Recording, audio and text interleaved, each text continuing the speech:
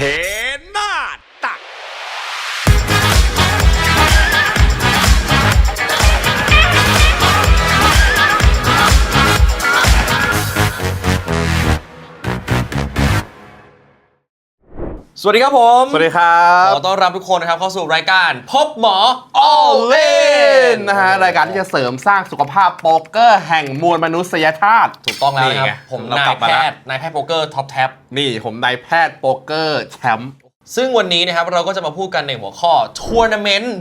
101ครับพี่แชมป์ซึ่งต้องบอกว่าคือมีคนอ่ะอินบ็อกซ์เข้ามาเยอะมากพี่ไม่ว่าจะเป็นทางเทนตักเองหรือจะเป็นทางพี่เอง ส่วนตัวเอง หรือจะเป็นทางแบบอินสตาแกรมของผมก็เองนะฮะ ครับผม ก็มันก็มีคนที่เขาอินบ็อกซ์เข้ามาว่าพี่จะไปเล่นทัวร์นาเมนต์ครั้งแรกเนี่ยต้องเตรียมตัวยังไงเขามีคำถามเข้ามามากมายนะซึ่งวันนี้เนี่ยเราก็รวบรวมคำถามเหล่านั้นครับพี่แชมป์ขึ้นมาเป็นทัวร์นาเมนต์101ครับให้ มา คน ตอบ ที่ ให้ทุกคนเหรอ มาตอบทุกคนเลย โหนี่เราฟังเสียงผู้คนขนาด โอ้ นี้ ได้ว่าเราเสียงประชาชน เอ้ยทำไมเราไม่ไปสมัครส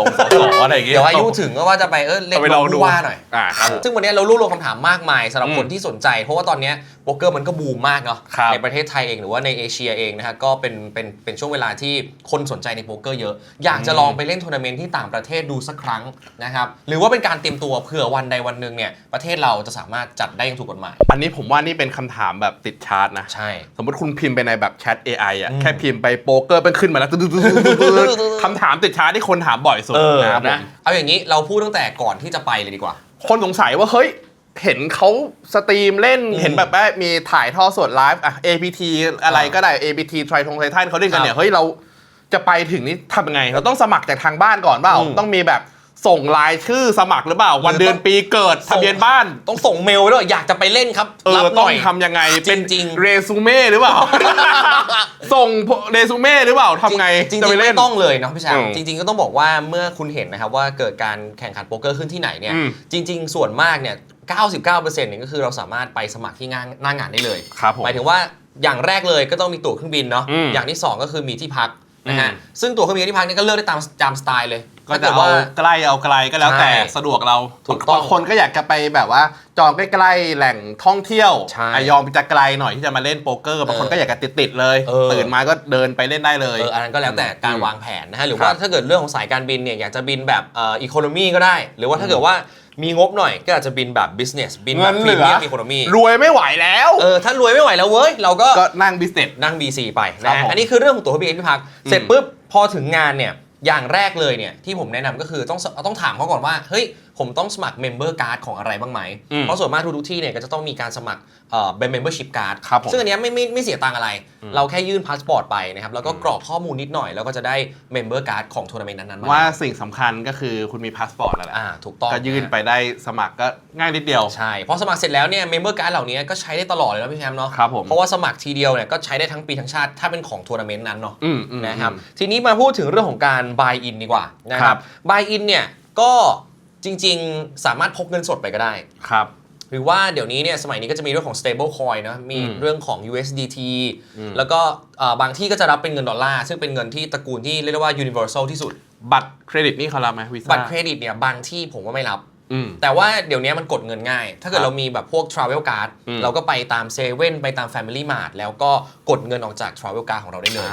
เซฟก็แลกเงินไปเลยแหละ ใช่ ก็เซฟหน่อย ถูกต้องเลยนะฮะแลกเงินไปก็ได้นะ Super Rich O Rich มีหลายสีตอนนี้น่าจะมีประมาณ3สีแล้ว ครับผม นะครับพอ buy in เสร็จปุ๊บเนี่ยก็มีคำถามอีกครับพี่แชมป์ว่า ยังไง starting stack ที่เขาบอกเนี่ยสมัครช้าหรือสมัครเร็วเนี่ยได้ชิปเท่ากันไหม เฮ้ยถ้าสมัครช้าแล้วได้ชิปน้อยกว่าไหมอะไรอย่างนี้ สมมติ จริงๆแล้ว สตาร์ท40,000 40,000ได้ชิปเท่ากันหมดเลย ได้ ไม่ว่า ชิปเท่ากันหมด คุณจะสมัครในช่วงไหน ครับ แต่คำว่าได้ชิปเท่ากันเนี่ยจริงๆแล้วก็ใช้คำว่ามูลค่าชิปมันไม่เท่ากันแล้ว ถูก เพราะว่า small buy big buy เนี่ยถ้าเป็นทัวร์นาเมนต์มันก็จะอัพขึ้นเรื่อยๆถูกไหม ใช่ คุณอาจจะได้ 40,000 คือได้ 40,000 ชิป แต่ว่าแต่เหมือนค่าก๋วยเตี๋ยวคุณมันแพงขึ้นเรื่อยๆแล้ว เงิน ค่าก๋วย เฟ้ เตี๋ยว อ ค่าก๋วยเตี๋ยวตอนแรกมัน100คุณ ครับ 40,000 คุณสมัครอีกแบบ 3-4 เลยว่าถ้าไปค่าเตี๋ยวอาจจะขึ้นเป็น400บลายมันเฟอร์ได้ ใช่ครับ นะ ผม ฮะเพราะฉะนั้นเวลาที่เราเล่นทัวร์นาเมนต์เนี่ยเราจะคำนวณมูลค่าของชิปเราในรูปแบบของหน่วยบิ๊กบลายไม่ใช่แบบ 40,000 ชิป ตรงไหนก็มี 40,000 ชิปหรือเปล่า ใช่ แต่จริงๆแล้ว 40,000 ชิปในช่วงต้นทัวร์เนี่ยอาจจะมี 200 บิ๊กบลาย ครับ แต่ถ้าเกิดเราเลท registration นะครับก่อนที่จะปิดบายเนี่ยเราอาจจะมีแค่ 20 บิ๊กบลายนั่นเองนะฮะอันนี้ก็เป็นเรื่องของการวางแผนในการ buy in นะฮะ และอีกอันหนึ่งก็คือเฮ้ยคุณสงสัยว่าเฮ้ยถ้าสมมติว่าเราลงสมัครไปแล้วปุ๊บเราตกรอบ เรา เราทำไงเราลงเบิ้ลซ้ำได้ไหม อันนี้ก็แล้วแต่รายการเหมือนกัน อืม ส่วนมากเนี่ยก็จะเป็นถ้าเป็นรายการทั่วไปมันจะเขียนว่า unlimited rebuy หมายความว่าถ้าเกิดสมมุติเราแพ้ไปแล้ว1ชีวิตเราก็สามารถไปรีบายใหม่ได้นะครับหรือว่าบางที่จะเป็นแบบ freeze out บางทัวร์นาเมนต์เป็นแบบ freeze out คำว่า freeze out ไม่ใช่แบบเราไปปุ๊บเฮ้ยหนาว ไม่ใช่ freeze เฮ้ยนี่ไม่ใช่ โอ้ยคุณเล่นละครจริง ก็ต้องมีบ้างอ่ะ acting เดี๋ยวรายการปิว โอเค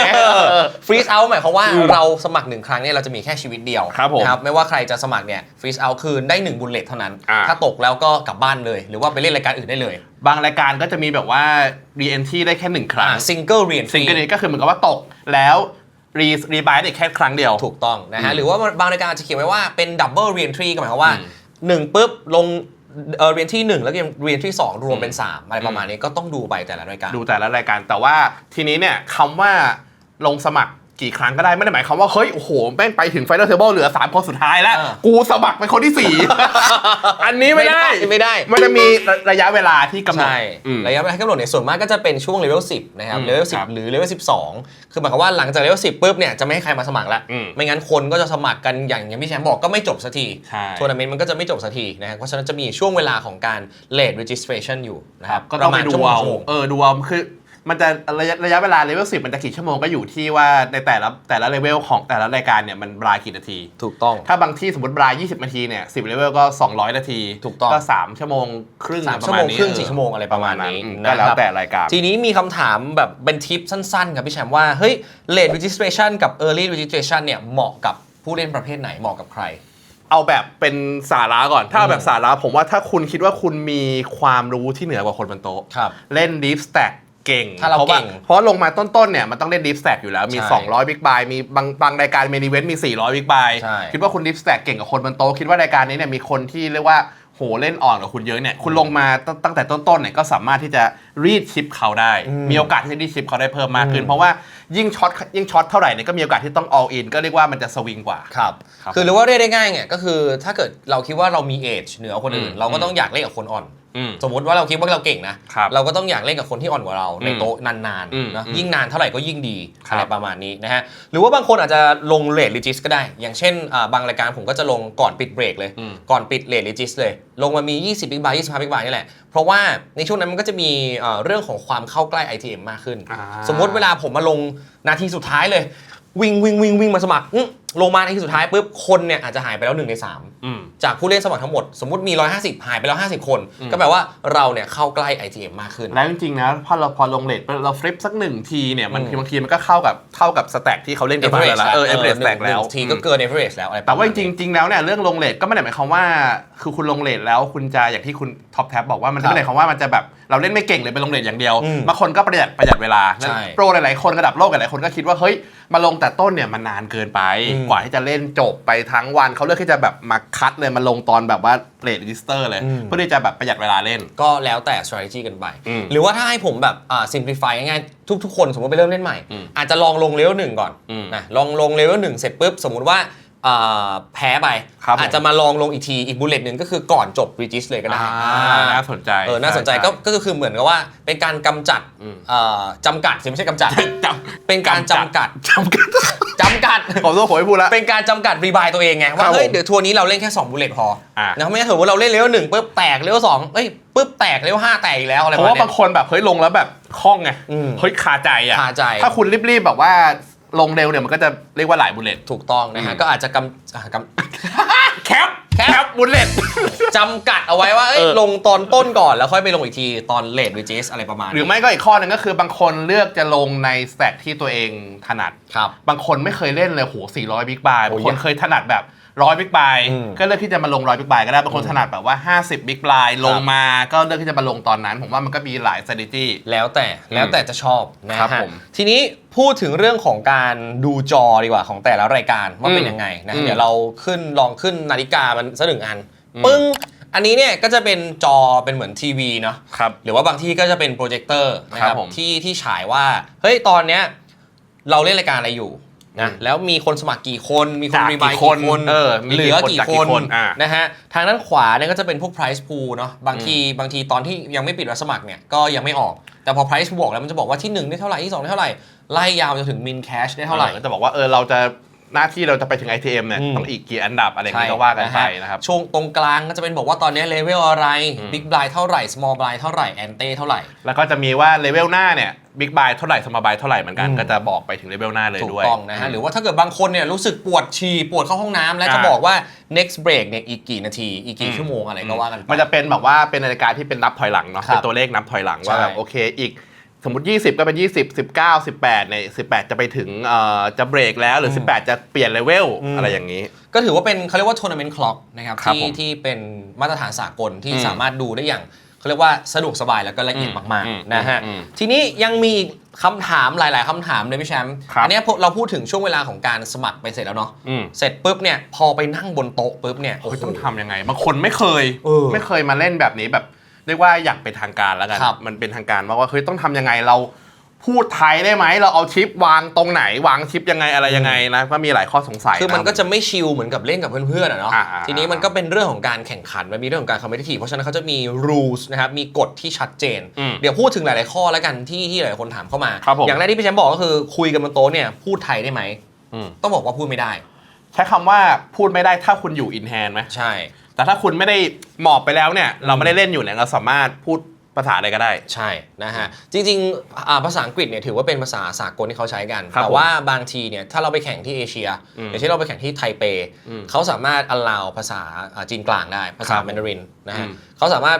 allow จีนกลางได้แล้วก็รวมถึงอังกฤษด้วยนะครับหรือว่าสมมุติเราไปแข่งที่เกาหลีเขาก็จะอาจจะ allow ภาษาบ้านเขาเช่นภาษาเกาหลีหรือว่าภาษาอังกฤษด้วยนะฮะก็จริงๆแล้วให้คิดซะว่าถ้าเกิดว่าเราอินแฮนด์อยู่เนี่ยเราควรที่จะใช้ภาษาสากลเท่านั้นเนาะเราไม่ควรที่จะไปพูดภาษาไทยหรือว่าไปพูดภาษาอื่นๆที่คนอื่นอาจจะไม่เข้าใจเอาง่ายๆว่าเราควรจะทุกคนบนโต๊ะควรจะเข้าใจสิ่งที่เราพูดในตอนที่เราอินแฮนด์อยู่ตอนที่เรามีผลประโยชน์กับพอร์ตอันนั้นคือเรื่องของการสื่อสาร ทีนี้เรื่องของการวางชิปบ้างหลายๆคนที่แบบไปเล่นครั้งแรกคืออาจจะแบบเฮ้ยวางชิปยังไงก็ได้เปล่าเราแบบเฮ้ยชิปใหญ่ชิปเฮ้ยเรียงเป็นออปติมัสพรามได้ไหมเราเรียงไม่ได้จริงๆไม่ได้จริงๆมันไม่ถือว่าเป็นกฎหรอกแต่มันเป็นมารยาทที่เราควรที่ต้องpresent ชิปของเราเนี่ยให้คนบนโต๊ะได้เห็นว่าจริงๆแล้วเรามีเท่าไหร่ให้ได้ว่าคนบนโต๊ะนับได้ง่ายเราอาจจะวางเป็นชิปละ10 อันหรือว่า20 อันจริงๆ20 อันในสากลสุดนะประมาณชิปตั้งละ20 อัน20 อัน20 อันนะฮะไม่ใช่ว่าเอาเหรียญ500ไปรวมกับเหรียญ 5,000 เอา1,000ไปรวมกับเหรียญ500อะไรอย่างเงี้ยมันทำให้ดูยากตั้งเป็นสายรุ้งในกองหนึ่งไม่ได้โอ้เอียงมาอย่างนี้เลยนะฮะแล้วก็อีกมารยาทหนึ่งก็คือว่าควรจะต้องเอาชิปที่มีมูลค่ามากที่สุดเนี่ยเอาไว้ข้างหน้าถูกต้องก็คือไม่ใช่ว่าโหบางคนไปซ่อนแบบเอาชิป100เนี่ยวางเรียงเป็นกระแพงเมืองจีนเลยส่วนชิป10,000เนี่ยเอาแอบอยู่ข้างหลังเนี่ยแล้วเขาก็คิดว่าเฮ้ยเรามีแค่นี้ไม่เห็นชิปเราอย่างงี้ไม่ได้เราควรจะต้องวางไว้ข้างหน้าถูกต้องซึ่งอันนี้จริงๆแล้วไม่ใช่มารยาทจริงๆเป็นกฎเลยเป็นกฎด้วยเพราะว่าดีลเลอร์ก็จะมาท้วงเลยว่าให้เอาชิปเยอะมาวางไว้ข้างหน้าใช่นะฮะเพราะว่าบางทีถ้าเกิดเราเอาชิปใหญ่ไปข้างหลังเนี่ยแล้วจะเกิดการ all in ใส่กันมาเกิดขึ้น all in ไปแล้วปรากฏอ้าวเฮ้ยคุณมีชิป10,000ตั้ง3 อันอยู่ข้างหลังผมก็นึกว่าคุณมีแค่ 3,000 แต่จริงๆคุณมี 33,000 อะไรประมาณนี้มันเป็นเรื่องที่จะเกิด controversial ซึ่งจริงๆแล้วบางคนตั้งใจที่จะเหลี่ยมอย่างนั้นเป็นเหลี่ยมเป็น angle คนที่ไม่รู้ตั้งใจจะเหลี่ยมหรืออาจจะรู้แล้วก็มาซ่อนไว้อย่างงี้ไม่ได้นะซึ่งก็ไม่ได้ต้องวางไว้ให้เห็นอย่างชัดเจนนะครับถูกต้องแล้วนะฮะต่อมาก็เป็นเรื่องของการบอกแอคชั่นต่างๆเนาะเราจะเบสเท่าไหร่เราจะเรสเท่าไหร่เราจะคอหรือเราจะเรสมินเรสคือจังหวะนี้ต้องบอกว่ากฎโดยทั่วไปของโป๊กเกอร์เนี่ยมีอยู่2อย่างก็คืออย่างแรกคือเป็น verbal คือเขาว่า verbal ก็คือเวลาเราพูดอะไรไปแล้วเนี่ยอย่างแรกเนี่ยต้องทำสิ่งนั้นพูดแล้วต้องทำใช่ไม่ใช่แบบว่าเฮ้ยผมเล่นกับพี่แชมป์ขำๆแล้วผมแบบเฮ้ยพี่แชมป์เอาอินมาเอาอินเฮ้ยหยอกเล่นโอ้อันไหนพี่เอาอินไปแล้วนี่เฮ้ยคนกันก็แก้กันเล่นไม่ได้เหรอเมื่อก่อนเรายังเล่นกันได้เลยไม่ได้เฮ้ยไม่ได้อันนี้คนกันเองแต่จริงๆถ้าเกิดอยู่บนโต๊ะแล้วเราพูด all in ไปแล้วเนี่ยมันจะบายกับคำพูดของเราเลยคำว่าบายก็คือมันเป็นแบบพันธสัญญาแล้วอะว่าสิ่งที่เราพูดไปคำแรกคือสิ่งที่แอคชั่นที่เราจะกำลังจะทำเราบอกว่า call ก็ต้อง call ไม่ใช่แบบเฮ้ย call ก็แย่นะคอได้ไงเฮ้ยคอหมูย่างไอ้หิวจังเลยอันนี้เรียกฟลอเลยไม่ได้ฟลอมาเช็คเลยว่าไม่ได้นะอันนี้ไม่ได้สิ่งที่เราพูดไปคำแรกเนี่ยว่าจะเป็นการคอหรือว่าการ all in เนี่ยคือสิ่งที่จะผูกมัดติดกับแอคชั่นของเราไปตลอดกาลนะครับอันนี้ต้องระวังนะฮะอีกอย่างนึงก็คือเรื่องของ forward motion เนี่ยคือบางคนอาจจะขี้เกียจพูดก็ใช้ forward motion หรือว่าการเอาชิปเข้าไปเหนือเส้น betting line เนี่ยเป็นการทำแอคชั่นเช่นสมมติพี่พูด all in ขึ้นมาทีนึง all in แต่ผมแบบวางชิปไป ไม่ได้ ไม่ได้ แองเกิลอันนี้ แองเกิลไม่ได้ไม่ได้เลยอันนี้ โดน คือ ต่อย โดนต่อยด้วย แล้วดูท่าทางกวนตีนซะด้วยคือถ้าเกิดเราเอาแอคชั่นของเราเนี่ยเอาชิปเข้าไปเหนือ betting line แล้วเนี่ยถือว่าเป็นการ stand ก็เป็นการ buy เหมือนกันนะครับเพราะฉะนั้นเรื่องนี้ต้องระวังเนาะเราต้องคิดเราต้องมีสติให้มากๆก่อนที่เราจะพูดหรือว่าเราจะทำแอคชั่นอะไรจริงๆแล้วเนี่ยเอาชิปเลยเส้นเนี่ยมันต้องวางเหมือนเราต้องสัมผัสก่อนไหมจริงๆเราสามารถเรียก floor ได้มันจะมีปัญหาแล้วต้องมาเคลียร์แล้วใช่แต่จริงๆบางที่เนี่ยคือถ้าเกิดว่าเลย betting line เนี่ยก็ถือว่าเป็น justify แต่ส่วนมากมันไม่ค่อยมีปัญหาหรอกเพราะเขาว่าคือถ้าคุณแค่อย่างเงี้ยอันแน่คือกวนตีนซึ่งส่วนมากคนก็ไม่ได้ทำอะไรอย่างนั้นหรอกเขาก็คอก็วางจริงๆแล้วไม่ได้แม้แต่การใช้ชิปนะไพ่ก็เหมือนกันถ้าคุณเอาไพ่โยนออกไปแตะพื้นที่นอกเส้นแล้วก็คือหมอบแอคชั่นก็คือหมอบไม่ใช่ว่าแบบดึงไพ่ถูออกมาวนกลับมาไม่ได้หมอบดีไม่วะถ่ายไม่ได้หรือว่าบางที่เนี่ยถ้าเกิดเลยเส้นอาจจะไม่เป็นไรแต่ว่าถ้าเกิดไปแตะไพ่มักคือโยนไปแล้วเนี่ยหรือว่ามีดีลเลอร์มาจับแล้วเนี่ยถือว่าไพ่เราการเราเด่นแล้วถูกต้องแล้วนะฮะหลายคนถามว่าฟลอร์แล้วพูดถึงฟลอร์กันเนี่ยฟลอร์ที่เป็นพ่อใครฮะทำไมเขาต้องมาดูให้เราไม่ใช่พ่อใครแต่เขาเป็นเหมือนกับfloor manager ก็หมายถึงว่าคนที่ใส่สูตรคอยดูแลความเรียบร้อยความปลอดภัยง่ายๆก็คือกรรมการเป็นเหมือนกรรมการกรรมการนะฮะซึ่งแต่ละเวนิวก็จะมีกรรมการเยอะอยู่นะกรรมการบางคนเนี่ยก็อาจจะดูแลพื้นที่ถึง 10-30 โต๊ะได้เลยนะครับเพราะฉะนั้นเนี่ยเราก็สามารถเรียก floor มาได้มาเพื่อถามถึงกติกานะจริงๆแล้วว่าเฮ้ยบางทีเราไม่แน่ใจบางทีว่าพี่ฟอร์ถ้าทำอย่างนี้เนี่ยเขาต้องคอไหมหรือว่าเขาไม่ต้องคอก็ได้ฟอร์ก็จะอธิบายไปตามกฎไปตาม TDA rule หรือว่าถ้าเราทำอะไรผิดแล้วเนี่ยต่อให้โอเคดีลเลอร์คือคนแจกไพ่เนี่ยมั่นใจแล้วว่าเราผิดแน่ๆดีลเลอร์ไม่มีสิทธิ์มาตัดสินโทษให้เรานะก็คือดีลเลอร์ก็ต้องเรียกฟลอร์มาเป็นคนฟันโทษอยู่ดีหรือว่าถ้าเป็นเรื่องของการวางชิปไปแล้วเนี่ยถ้าเกิดวางไป1ชิปเนี่ยถือว่าเป็นการคอด้วยนะเป็น rules ที่บอกว่า1ชิปเนี่ยเท่ากับคอหมายความว่าสมมติพี่แชมป์เบสมา 6,000 แล้วผมมีเหรียญ 25,000 แต่ใจผมอยากเลสเป็น 25,000 แต่ผมวางไปนี่แน่15,000แต่วางไปชิปเดียวดีลเลอร์บอกแค่คอเฮ้ยจะ 25,000 แต่นี่ 25,000 นะ 25,000 นะ 25,000 มันจะเป็นคอได้ยังไงถ้าคอเขาบอกใส่มา 6,000 แล้วไงแต่จริงๆแล้วเนี่ยตามกฎเนี่ยการวางวันชิปนะครับถือว่าเป็นการคอล้วนๆครับผมนะครับหมายความว่าต่อให้พี่แชมป์ออลอินมาแล้วผมวางชิป100ลงไปก็ถือเป็นการคอเหมือนกันแต่มันจะมีอีกกรณีหนึ่งถ้าเกิดสมมติว่าเราเบ็ด 6,000 แล้วเรามีชิป 10,000 อะชิป 10,000 แต่ว่าเราวางชิป 10,000 ไป2ชิป 10,000 ไป2ชิปก็เป็น 20,000 ใช่อันนี้จะถือว่าเป็นการเรสอันนี้ก็ถือเป็นการเรสอันนี้ผมว่าค่อนข้างเคลียร์เพราะว่าถ้าเป็น10,000เนี่ยถ้าเราจะคอ 6,000 เนี่ยก็ต้องวางแค่ชิปเดียวเขาก็จะคิดว่าเฮ้ย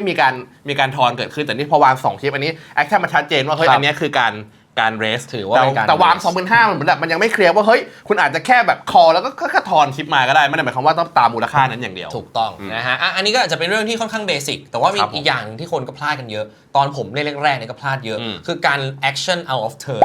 action out of turn หมายความว่าอะไรหมายความว่าคือปกติเนี่ยโป๊กเกอร์เนี่ยจะเล่นตั้งแต่หลังจากอันเดอร์เดอะกันมาเนาะอันเดอร์เดอะกันไล่เรียงจนมาจนถึงปุ่มบัตเทิลนะฮะแต่ว่าบางทีเนี่ยผมไม่เห็นไงว่าพี่แชมป์เนี่ยยังไม่ได้หมอบและยังไม่ได้แอคอะไรเลยผมแบบเฮ้ยหมอบไปแล้วอ้า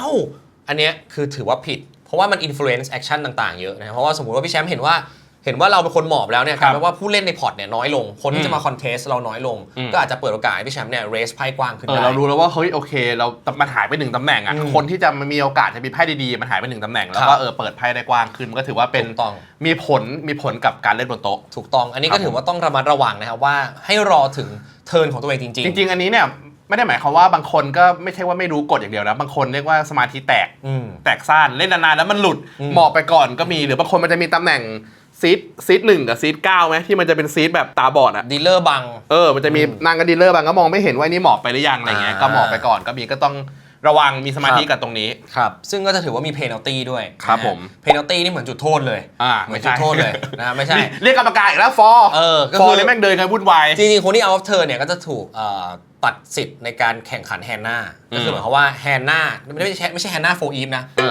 แต่แฮนนาเนี่ยโอ้ลึกแล้วเลยถ้าเป็นแฮนนาเนี่ยเราก็จะอดเล่นคือถูกบังคับหมอบ1แฮนนะฮะถือว่าเป็นเพนัลตี้ของการแอคชั่นออฟเทิร์นนะครับผมกับเรื่องการวางชิปอีกหนึ่งเรื่องนะครับผมก็คือบางคนเนี่ยสมมติว่าจะเริ่มเรสเป็นแอคชั่นแรกเงี้ยแล้ววางแบบสมมติว่าคุณจะเรสแบบว่า12,000แต่คุณวางแบบ 6,000 ไปก่อนเป็น2แอคชั่นน่ะแกรกอย่างนี้เขาเรียกว่า string bet ซึ่งเขาจะนับแค่แอคชั่นแรกเท่านั้นถ้าเกิดว่าจะได้แค่ 6,000 นั้นน่ะมันไม่ใช่ 12,000 นะถ้าคุณจะวางแบบทีเดียวคุณต้องลงไปพร้อมกันปึ้ง อันนี้คือดู rounders มากเกินไป ดู ที่ หนั เขา ง มาแบบโปรยแก โปรย งอย่างนี้คือผิดกฎเลย ไม่ได้ แต่ว่าในหนังอะมันเป็นเรื่องของ underground club เนาะ ครับ ก็อาจจะเป็นกฎอีกแบบนึงแต่ว่าถ้าเกิดในทัวร์นาเมนต์ที่แข่งขันกันแบบจริงจังเนี่ย อืม เรื่องของ string bet หรือว่าการค่อยๆวางทีละชิปอย่างเงี้ยถือว่าเป็นการผิดกฎนะครั อื บ ม เพราะว่าอย่างที่เราย้อนกลับไปคือเรื่องของ forward motion ครับ แรกเนี่ยที่มันจะ bind ก็คือ action แรกที่เกิดขึ้นก็คือเหรียญ1เหรียญเนี่ยตกลงไป อันนี้คือนับเป็น action เดียว ครับ เพราะฉะนั้นถ้าอยากจะ raise เท่าไหร่เราก็กำมาตั้งหนึ่ง ไม่ใช่ว่าแบบ6,000ตึ้งนี่ไม่ได้ อันนี้ไม่ได้ ไม่ได้ ถือว่า bind มันจะเกิดผลแค่ action แรกเท่านั้น ทั้งหมดทั้งมวลแล้วผมว่าถ้าใครที่แบบไม่มั่นใจเกรงๆบางทีคนไปเล่นใหม่ครั้งแรก ครับ เกรงๆ พูดตัวเลขออกมาเลย พูดออกมาว่าโอเคชั้นเรท25,000เรท25อ่ะ เออ กดเป็นก็จะวางอันนี้เป็น2-3โมชั่นได้แล้ว เพราะว่าเราประกาศสิทธิ์เอาออกไปแล้ว verbal ไปแล้ว อืม นะฮะจะพูด 25,000 แล้วจะวาง 10 ชิปก็ได้เนี่ย 25,000 เรียงไป อันนี้คือเขาก็รอ ก็เราแค่นั้นเอง ก็แค่นั้นเองก็พอเราพูดแล้วว่าเราจะเบ็ด 25,000 หรือก็จะบอกว่าเรา all in อย่างเงี้ยอ่ะ อืม เรา in แล้ววางชิปเดียวก็ถือว่าโอเค ถือว่า all in เหมือนกัน เพราะว่าปากเราพูดออกไปแล้วว่า all in ใช่ อืม นะครับผมทีนี้หลายๆคนก็ถามอีกว่าเฮ้ยแล้วการจ่ายแอนเต้เนี่ยไอแอนเต้มันคืออะไรพี่ปกติเนี่ยผมเล่นเนี่ยมีแต่บิ๊กบายสมอลบายไม่มีหรอกแอนเต้ แอนเต้นี่ก็จริงๆ พูดไว้หลายๆ คลิปละ ครับ ก็เป็นสิ่งที่บิ๊กบายต้องจ่ายแล้วกัน อืม คือถ้าย้อนไปสมัยก่อนเมื่อสัก30-20 ปีที่แล้วเนี่ยแอนเต้เป็นสิ่งที่ทุกๆคนต้องจ่ายคนละนิด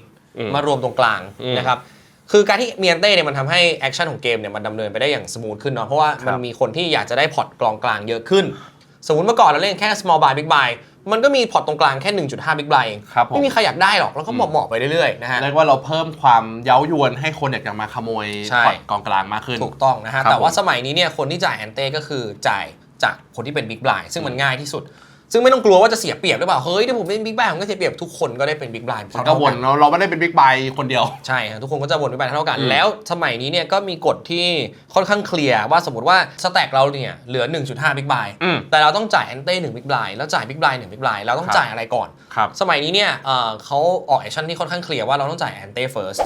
หมายความว่าไม่ว่าเราจะมีชิปอยู่เท่าไหร่เราต้องจ่ายแอนเต้ก่อน ต่อให้เรามีไม่ถึง1แอนเต้เราก็ต้องจ่ายแอนเต้ก่อนนะฮะ ก็คือว่าบางคนอาจจะไม่ได้จ่ายบิ๊กไบด้วยซ้ำเวลาอยู่บิ๊กไบถ้าชิปเหลือแบบเหลือไม่ถึง1บิ๊กไบเนี่ยมันก็จะไปลงที่แอนเต้หมดเลย ไปลงที่แอนเต้ทั้งหมด อ่าน นะครับก็อันนี้ก็คือการจ่ายแอนเต้หรือว่าถ้า ครับ ไม่เข้าใจถ้าไม่รู้เรื่องว่าเฮ้ยต้องจ่ายแอนเต้เท่าไหร่จริงๆมันจะมูลค่าเท่ากับบิ๊กไบอยู่แล้ว เดี๋ยวดีลเลอร์เขาจะคอยบอกเองว่าบิ๊กไบแอนเต้ จริงๆแล้วทุกอย่างเนี่ยเขาก็คอยทวงติงให้เราอยู่แล้ว ใช่ถูกต้องนะครับมาที่เรื่องของการไปเข้าห้องน้ำดีกว่าพี่ชาย อ่ะ เพราะว่าเรื่องนี้เป็นเรื่องที่ผมก็ประสบปัญหาค่อนข้างบ่อยในการไปเล่นแรกๆคือมันจะมีเหตุการณ์ controversial ที่น่าสนใจคือเมื่อที่เราไปแข่งที่ผ่านมา APT ที่ผ่าน ค มา รับผม มันมีช่วงเวลาของการเบรกจากเบรกโต๊ะเนาะก็คือการย้าย โต๊ะ โต๊ะนั่นแหละ คือเรียกว่าเขาโต๊ะแตกอ่ะ อืม ก็คือว่าแต่ละคนเนี่ยแยกย้ายกันไปอยู่โต๊ะอื่น ครับ อย่างนี้นะครับผม เพราะว่าโต๊ะอื่นๆเนี่ยอาจจะแบบเหลือ6คน7คนบ้างเขาก็จะทำการย่อยโต๊ะให้มันน้อยๆลงไปเรื่อยๆนะฮะทีนี้ ใช่ครับ มีคุณลุงคนหนึ่งครับเอาชิปจากการเบรกโต๊ะเนี่ยไปเข้าห้องน้ำ เอาชิปจากการเบรกตัวไปเข้าห้องน้ำแล้วดันทำชิปตกเพลง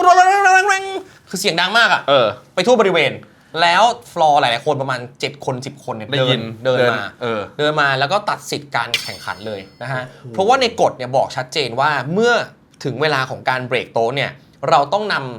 ำชิปจากตัวแรกไปที่โต๊ะที่2ทันที โดยห้ามแวะแบบไม่ใช่แบบเฮ้ยแวะซื้อหมูปิ้ง ไม่ได้ แวะเข้าห้องน้ำไม่ได้ แวะกลับบ้านออกไปก่อน ไม่ได้นะฮะสิ่งที่ควรจะทำก็คือเราเอาชิปจากโต๊ะแรกที่เราเบรกเนี่ยไปสู่โต๊ะที่เราได้รับมอบหมายไว้ หลังจากนั้นจะไปทำอะไรก็ทำเนาะหลังจากนั้นอาจจะแวะไปเข้าห้องน้ำ คือ แล้ว ถ้า ก็ เรา พลาด จา ไป ก หนึ่ง ห้อง แห่ง น้ำเนี่ยเราไปวางชิปก่อนแล้วก็ ครับ เดินออกไปห้องน้ำได้ ใช่ซึ่งเขาโดนตัดสิทธิ์ซึ่งอันนั้นเป็นเมนอีเวนต์ด้วยนะ อืม ตัดสิทธิ์นี่ไม่ได้คืนเงินด้วยนะก็คือ disqualify ไปเลย คือเพราะว่าการไปเข้าห้องน้ำเนี่ยบางทีเนี่ยใช้คำว่าคุณอาจจะเอาชิปไปซ่อนก็ได้ อาจจะเอาชิปไปให้คนอื่นที่อยู่ในห้องน้ำที่เตรียมมันไว้ก็ได้นะ ถูก เขาไม่มีทางรู้ได้เล ไม่ ย มี เพราะว่า ทางรู้ ชิปมันไม่ได้มีแบบผมมา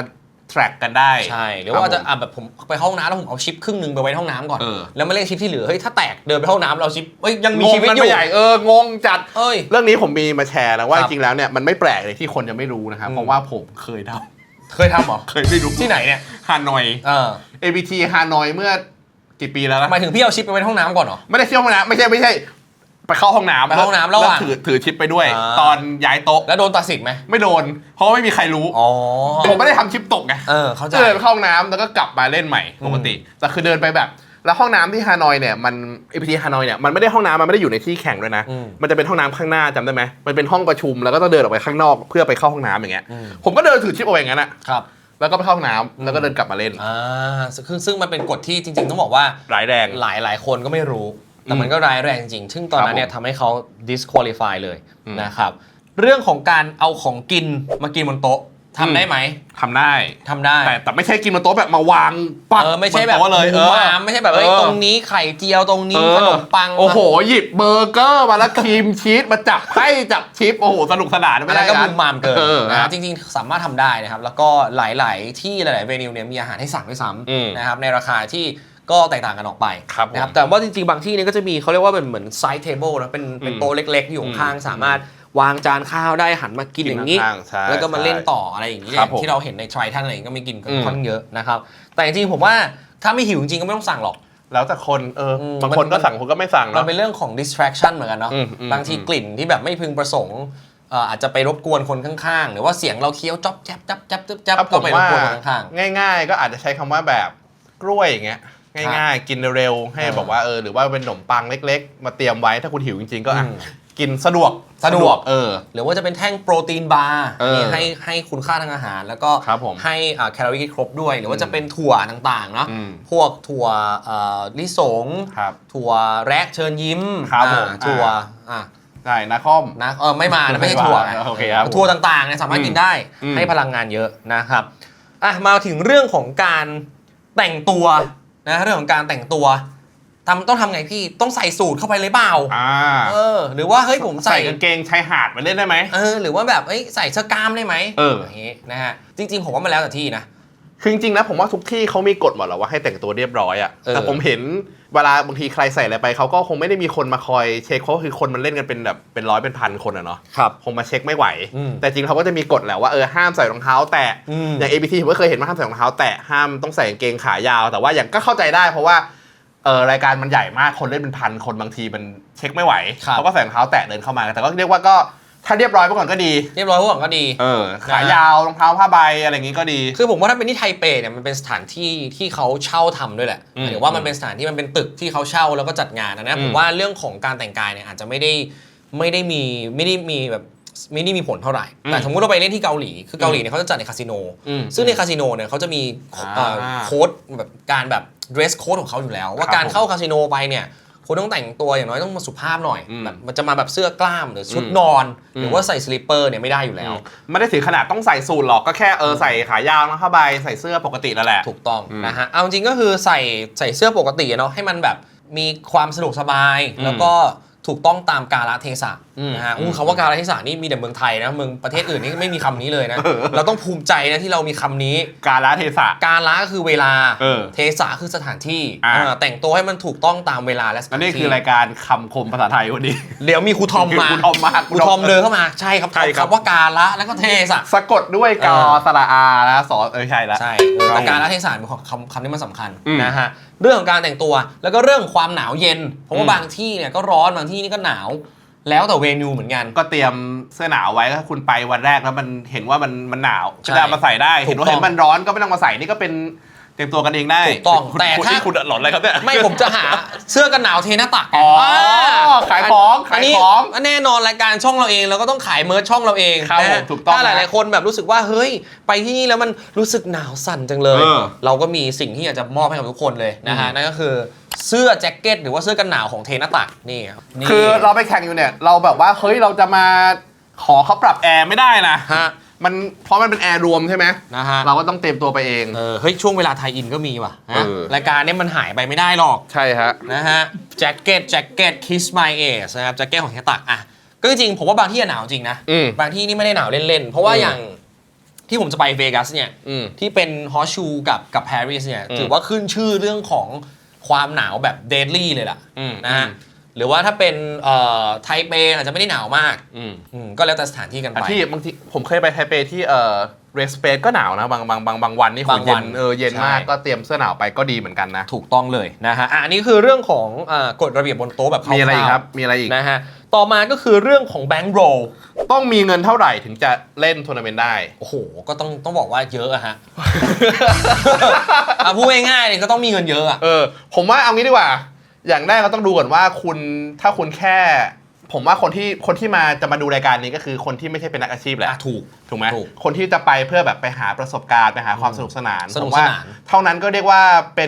มีเงินเท่าไหร่คือมีเงินที่คุณไปเล่นแล้วไม่เดือดร้อนแล้วมันไม่จะเป็นต้องจำกัดเป็นแบงก์โลว่าคุณต้องมี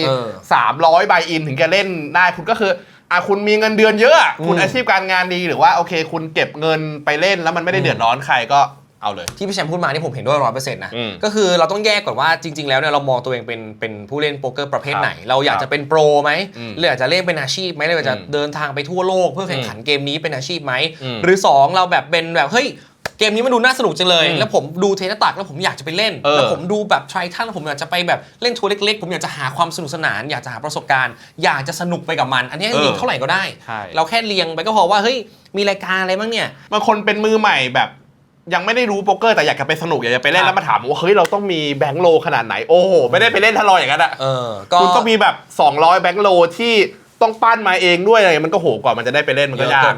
นะฮะถ้าให้พวกเราแนะนำคร่าวๆก็คือถ้าเกิดอยากจะไปเล่นครั้งแรกเนี่ยก็แค่เตรียมไปเท่ากับรายการที่เราอยากจะเล่นก็พอแล้วก็อาจจะเตรียมไปสักรายการแล้วสัก2 บุลเลต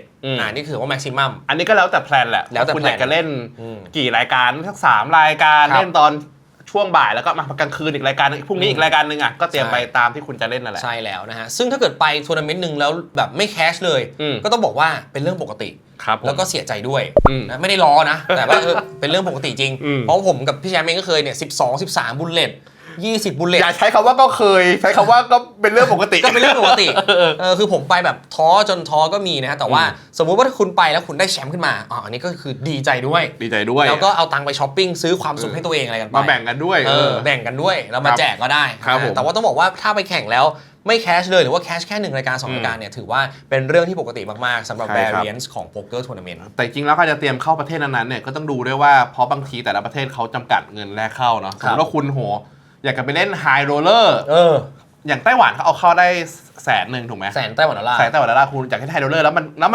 มันเกิน100,000ทำไงอันนี้ก็ต้องไปกดที่นู่นแล้วเพิ่มที่นู่นก็ต้องหาอย่างที่ท็อปแท็บบอกตอนแรกไปว่าโอเคมีการ์ดไปกดเพิ่มที่นู่นหรือว่าไปหาแรกที่นู่นก็ได้หาแรกจากคนไทยที่คุณก็ไปเล็งมาดูรายการเทเลตักข่าวสารแต่ว่าเฮ้ยคนนี้แคสมาแล้ว2 ล้านแสดงว่าเขามีอยู่ในมือเขามีเงิน2 ล้านมันแล้วก็อาจจะทักเข้าไปก่อนIG อะไรก็ว่าไปก็ไปหาแคสที่นู่นก็ได้ไปแลกกันไปนะครับหลายคนถามว่าเฮ้ยที่เอเชียกับยุโรปบายอินหลักพันหลักหมื่นแตกต่างกันยังไงบ้างจริงต้องบอกว่าตอนนี้มันเป็นยุคที่ว่าเฮ้ยยุโรปมันไม่ได้แพงไปกว่าเอเชียต่อไปแล้วเพราะเอเชียรายการแพงๆก็เยอะคือยุโรปมันจะไปแพงพวกค่าที่พักกับค่าเดินทางแล้วก็ค่าอาหารซะมากกว่าแต่ถ้าเป็นเรื่องของโป๊กเกอร์ทัวร์นาเมนต์เนี่ยผมว่าอยู่ในหลักที่ใกล้เคียงกันแล้วนะเพราะว่าที่เอเชียเองก็มีทัวร์ระดับ 5,000 10,000ที่ต่างประเทศก็มีนะ300 ยูโร300 ดอลลาร์ก็ถือว่าอยู่ในหลัก 9,000 10,000เหมือนกันถ้างั้นถ้าเป็นฟิลล่ะเป็นคนบนโต๊ะที่เล่นล่ะต่างกันเยอะไหมผมว่าเมื่อก่อนเนี่ยผมอาจจะแอบคิดว่ายุโรปเนี่ยเก่งสุดๆไปเลยอะไรอย่างเงี้ยแต่สุดท้ายแล้วเนี่ยหลังจากที่เล่นโป๊กเกอร์มาประมาณ 2-3 ปีก็รู้สึกว่ามันก็ขึ้นอยู่กับระดับบายอินอยู่ดีนั่นแหละครับผมน้องพี่แชมป์เนาะถ้าเป็นบายอินแบบแพงๆก็มีโอกาสที่จะเจอโปรเก่งๆถูกต้องนะครับถ้าเป็นรายการที่ถูกลงมาหน่อยก็จะเจอผู้เล่นที่หลากหลายขึ้นมาหน่อยอาจจะเจอผู้เล่นที่แบบเพื่อสุขภาพเล่นเพื่อความแบบสันทนาการก็มาเล่นเยอะหน่อยก็เกมมันคือฟิลมันก็จะซอฟต์ตามระดับบายอินที่เราเล่นนี่แหละแล้วก็รวมถึงเป็นเรียกว่ารายการที่คนเยอะๆเนี่ยสมมติเป็นระดับที่การันตีสูงๆเป็นอีเวนต์อะไรอย่างเงี้ยก็มีโอกาสที่จะมีคนที่เรียกว่ามาเล่นเพื่อความสนุกสนานเยอะถูกต้องเพราะว่าสมมติว่าคนสมัครอย่าง APT อย่างเงี้ย entry มัน 1,500 1,600 มันเป็นไปไม่ได้ที่ 1,600 คนแม่งจะเป็นโอ้โหเก่งทุกคนโคตรโปรมาเล่นกัน 1,600 คนมันก็จะมีคนที่มาเพิ่งมาเล่นมาอะไรมาสลับกันอยู่แล้วถูกต้องเลยนะครับแล้วก็มีคนถามมาอีกเรื่องของการขายหุ้นที่พี่ท็อปกับพี่แชมป์พูดกันเนี่ยมันคือขายยังไงง่ายมากเลยก็คือสมมุติว่าเราจะไปสมัครรายการ 10,000 แต่เรารู้สึกว่าเฮ้ยเราไม่อยากจะเล่นถึง 10,000 แล้วอยากจะกระจายความเสี่ยงให้เพื่อนๆมาร่วมสนุกกับเราเรามีงบ 5,000 นะเราก็เอา 5,000 เนี้ยเป็น 50% ของเราแล้วเราเอา 5,000 ที่เหลือไปขายหุ้นเพื่อนๆก็ไปหาสมมติโอเคผมไปขายคุณท็อปครับ1,000 5 คนซื้อก็รวมได้เป็น10,000แล้วแล้วเงินรางวัลสมมติว่าเราลง10,000เราได้มา100,000นะครับเราถือ 50% เราก็จะได้ 50,000 ตรงนั้นอีก 50,000 แล้วก็ไปกระจายตามคนที่ซื้อกี่เปอร์เซ็นต์ตามนั้นไปแบ่งตามเปอร์เซ็นต์กันไปใช่ครับก็เหมือนร่วมหุ้นร่วมแบบร่วมลงเรือลำเดียวกันอะไรประมาณนี้นะครับหรือว่าถ้าจะไม่ขายเลยก็ได้แล้วแต่จะขาย 10% ก็ได้ขาย 15% ก็ได้เรียกว่าขายให้เพื่อนช่วยเชียร์หน่อยก็ได้จะได้มาร่วมลุ้นด้วยกันติดสอยกันไปถูกต้องนะครับผมอันนี้คือเรื่องของการขายหุ้นนั่นเองนะฮะ ทีนี้เรื่องของการสมัครผ่านไปแล้วเรื่องของการเตรียมตัวผ่านไปแล้วเรื่องของมารยาทบนโต๊ะผ่านไปแล้วเรื่องของกฎกติกาผ่านไปแล้วมาพูดถึงเรื่องของการช่วงท้ายๆดีกว่าสมมุติไปถึงเสร็จปุ๊บ เราเล่นไปแล้วเล่นไปถึงช่วงเวลากำลังจะ in the money กำลังจะ bubble นะฮะทีนี้หลายคนถามว่าพี่แล้วช่วง bubble นี่ทำไงเราหมอบอย่างเดียวเลยได้บ้างหรือว่าเรา bubble ก็คือช่วงที่ใกล้จะ ITM หรือว่าเราเดินไปแบบข้างนอกเลยได้บ้างไม่เล่นแล้วอะไรเงี้ยซึ่งเทคนิคลี่ได้นะได้ก็คุณก็แล้วแต่คุณก็แล้วแต่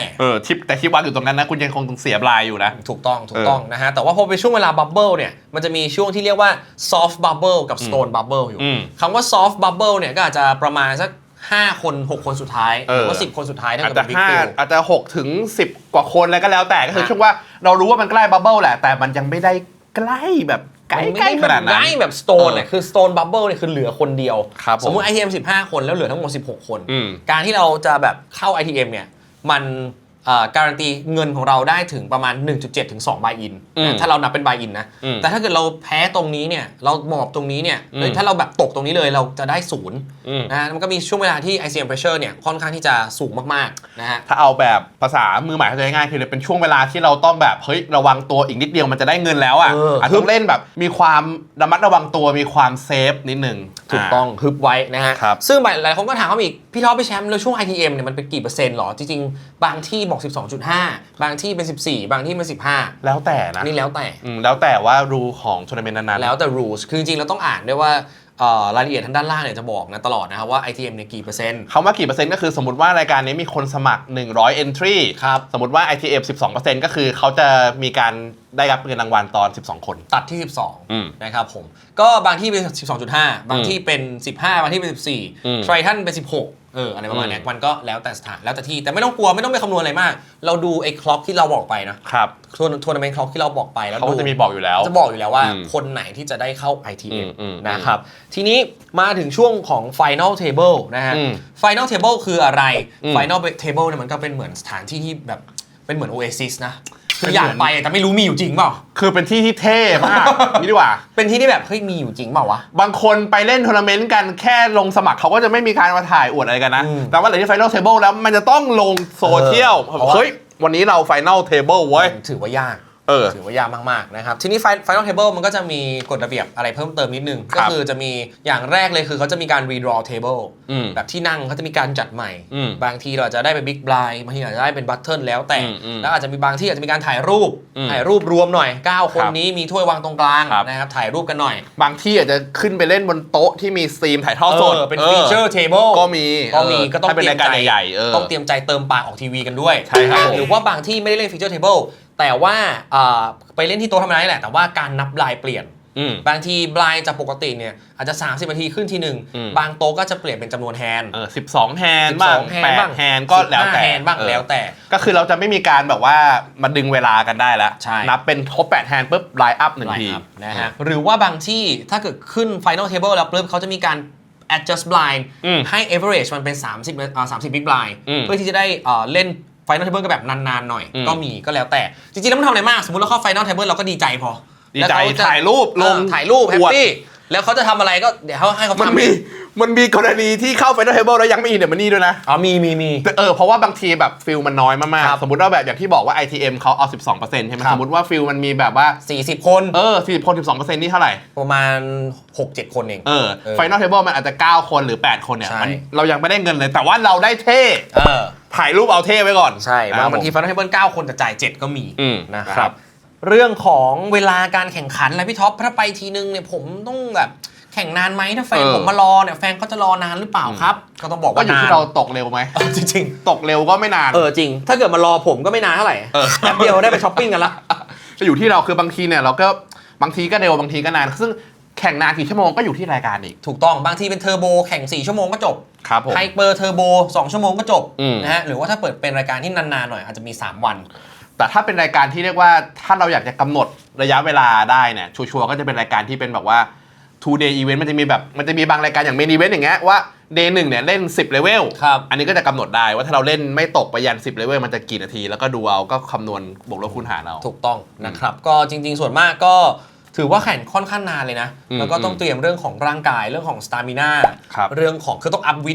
ตเยอะๆเลยเพราะว่ามันเป็นการใช้ร่างกายมากจริงๆแล้วบางทีเก้าอี้ก็อาจจะไม่ได้ดีขนาดนั้นต้องแบบเตรียมเรื่องของร่างกายส่วนคอนะให้มันมีความแข็งแรงนั่งหลังตรงหน่อยอะไรประมาณนี้ผมมีเพื่อนหลายคนที่ไปเล่นครั้งแรกๆแล้วก็ทักมาบอกผมว่าเล่นมาสัก8 ชั่วโมงแล้วยังไม่ตกนะว่าอยากตกเฮ้ยกูอยากตกแล้วทำไงดีกูบอกมึงก็อยากตกก็เอาอินไปเยอะๆไปก็เดี๋ยวถ้าดีฟก็ดีฟไปเลยตกก็ตกเพราะว่ามันเหนื่อยคนอาจจะแบบคิดว่ามันไม่เหนื่อยมันเหนื่อยกว่าที่คิดเยอะนะถูกต้องครับการที่ต้องนั่งโฟกัสนั่งอยู่กับที่ไปไหนไม่ได้เบรกทีนึงก็แค่15 นาที10 นาทีเนี่ยมันค่อนข้างออลานะมันก็มีเรื่องความฟาทีกคำว่าฟาทีกก็คือเรื่องของการเหนื่อยล้าสะสมก็มีบางคนเนี่ยไม่ได้เล่น10 ชั่วโมงแค่วันเดียวนะพี่แชมป์เนาะเล่นถึง2 วัน 3 วันมันก็มีความเหนื่อยล้าต้องพักผ่อนให้เพียงพอนะครับพอจบวันแล้วเนี่ยก็บางคนก็อาจจะเลือกไปสังสรรค์กับเพื่อนๆแต่ว่าส่วนมากจริงๆก็ควรจะนอนพักผ่อนใช่ไม่เคยทำเลยสังสรรค์อย่างเดียวแต่ผมก็ไม่ค่อยได้ไปสังสรรค์ผมนอนอย่างเดียวนอนเยอะนะครับผมแล้วก็เรื่อง time bank เป็นอีกเรื่องที่เราควรจะดูไว้เวลาไปเล่นนะครับเพราะว่าอยากจะมี time bank ก็คือเป็นเรียกว่าเวลาคุณคิดเนี่ยบางทีรายการคุณคิดนานเกินไปนั่งคิดแฮนด์ละ20 นาทีอย่างเงี้ยมันก็เสียเวลาคนอื่นเขาต้องมี time bank ละ30 วิถ้าเป็นแบบว่าก่อนที่จะเปิดไพ่เป็น pre-flop อาจจะ time bank 1โยนไป1อันก็คือยืดเวลาไปเขาจะมีให้20 วินะที่ pre-flop โดยส่วนมากบางที่อาจจะเป็น30 วิถ้าเกิน30 วิเนี่ยคุณต้องใช้1 time bank เพื่อยืดเวลาคิดเพิ่มหรือว่าที่โพสต์ฟลอปเนี่ยที่ฟลอปที่เทิร์นที่รีเวิร์กอาจจะเป็น30 วิเหมือนกันบางทีเขาจะแจกทำแบงค์4 อันบ้างทำแบงค์2 อันบ้างก็แล้วแต่รายการนั้นๆแล้วแต่กฎของรายการนั้นถ้าคุณจะใช้เวลาคิดนานก็ต้องบริหารทำแบงค์ดีๆเพราะว่าถ้าคุณรีบใช้ตั้งแต่ต้นเนี่ยพอท้ายๆก็ไม่มีทำแบงค์ใช้แล้วอะไรแบบนี้ก็เป็นสิ่งที่ต้องบริหารแล้วก็อาจต้องหัดคิดให้มันเร็วขึ้นเนาะอาจจะรับมือใหม่อาจจะยากนิดนึงในการที่จะเล่นใหม่ๆเพราะว่าอาจจะต้องมาโหจะนับชิปจะคิดก็นานอีกเงี้ยทำแบงก์ก็มีน้อยก็ต้องค่อยๆฝึกกันไปนะครับถูกต้องนะครับแต่ว่าจริงๆแล้วบางทีเวลาเบรกเนี่ย1เบรกก็จะให้เพิ่มเนาะอาจจะมีกำหนดไว้ว่า1เบรกให้เพิ่ม1อันหรือว่าพอเข้า Final Table ได้เพิ่ม2อันอะไรก็ว่ากันไปอันนี้ก็เป็นแล้วแ